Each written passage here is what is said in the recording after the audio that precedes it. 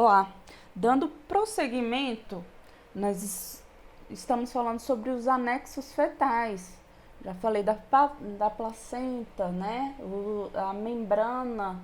Os anexos fetais são o quê? Os conceptos, todo aqueles tecidos que foram gerados junto com a fecundação, né? E aí nós podemos observar, como eu havia dito, o saco coriônico, o córion, que fica na região mais externa com relação ao feto, e o amnion, que fica mais interno, mais próximo do feto, a região mais interna. Temos a placenta, o saco amniótico, né, que tem o líquido amniótico. Essa estrutura é que sustenta, né? É sustentada durante toda a gestação. São tecidos essenciais, né? São substâncias essenciais que ajudam na manutenção do feto, né? O que nós não podemos esquecer é que essas duas membranas que eu estou falando nesse momento, que é o córion e o amnion, como eu havia falado antes, elas se rompem no momento do parto. E como é que elas se rompem? É aquilo que já foi dito, é a amniorrex e a amniotomia. O amniorrex é quando a membrana está muito comprimida ao ponto dela explodir, dela se romper, né, naturalmente. E a amniotomia é a forma artificial do rompimento da bolsa ou do rompimento da amnia, né? Dessas duas membranas, que é o córion e a amnia e o amnion, né?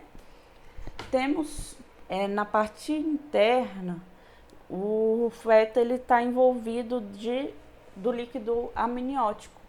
Esse líquido é formado 98% de água e entre 1 e 2% de sólidos orgânicos e inorgânicos.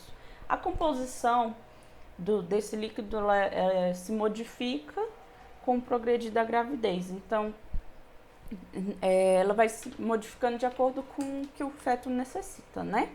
Temos o líquido amniótico tem função essencial, tem como principal função servir como uma espécie de amortecedor contra os possíveis traumatismos abdominais que possam atingir o feto.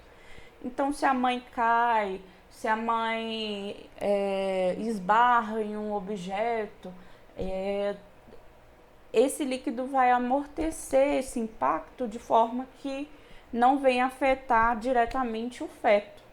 E é uma coisa extraordinária, né? Que o próprio organismo da mãe dispõe dessa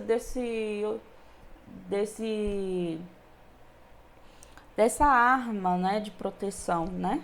É impressionante. Temos também, o que nós vamos falar também é sobre a frequência cardíaca fetal. Como a gente pode identificar, como acontece, como a gente consegue ouvir e determinar se o feto está confortável ou não a partir da frequência cardíaca. A oxigenação do feto depende do aporte sanguíneo adequado para a placenta. Então, o oxigênio ele é carreado para o feto através da placenta. Então, quando existe a diminuição da atividade cardíaca fetal, a redução do consumo do oxigênio. Então, pode ver que quanto mais o coração está respondendo, está tendo os movimentos, né? A frequência está dentro dos padrões, significa que o feto está bem oxigenado. Se tiver uma perda, uma diminuição dessa atividade, podemos deduzir que há a redução do consumo do oxigênio. E a partir daí a gente precisa entender o que está causando a redução do consumo desse oxigênio. Então, temos a resposta primária para hipóxia fetal, que é a diminuição do consumo de oxigênio pelo feto, é, portanto, a diminuição dos batimentos cardíacos. Diante disso, nós concluímos que quando quando ocorre a hipóxia fetal, o primeiro sinal, a primeira resposta que o feto dá é a diminuição dos batimentos cardíacos. Então,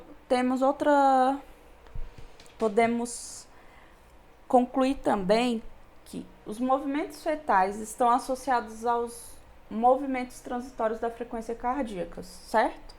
O movimento fetal está associado a aumentos transitórios da frequência cardíaca. Quando existe um movimento do feto, consequentemente tem o aumento da frequência cardíaca. Logo, a ausência desses episódios sugerem a baixa atividade fetal e comprometimento do mesmo.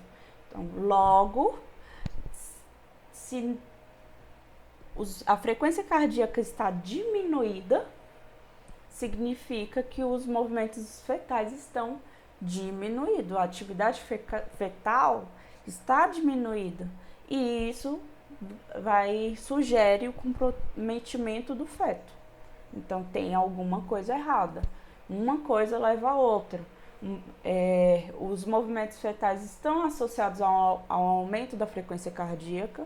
Se a frequência cardíaca é diminuída, é porque o movimento fetal está diminuído ou parado, e isso vai sugerir que há um comprometimento do feto, tá?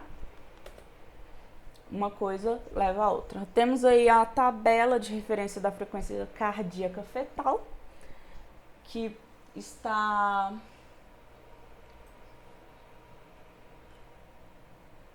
reflete, né, quais são os padrões, o que se espera em cada idade gestacional. Então, nós temos, desde que o feto é um embrião de 2 milímetros até o final da gestação, qual é a frequência cardíaca normal, qual é o ideal para o feto, né? E nós temos uma forma extraordinária, uma forma muito precisa de como pode ser feita a mensuração, como pode ser identificado a frequência cardíaca fetal, que é através da cardiotocografia. O que é a cardiotocografia? É um método eletrônico não invasivo de avaliação de vitalidade fetal. O que ele é capaz de detectar? Contrações uterinas, frequência cardíaca fetal e movimentação fetal, o que permite ver a duração da contração, a frequência dessa contração, o intervalo, né? O período de intervalo entre uma contração e outra. A cardiotocografia é essencial, também é conhecida como CTG ou CTB. É realizado em âmbito intra-hospitalar, né? Em ambiente intra-hospitalar e em clínicas também prestam esse tipo de assistência. Nós temos várias clínicas, né, de obstetrícia, o qual permite que essa assistência venha a ser oferecida de forma adequada. Estamos ao fim de mais um módulo, de mais uma aula, e darei prosseguimento na próxima sessão. Espero que vocês acompanhem e até lá.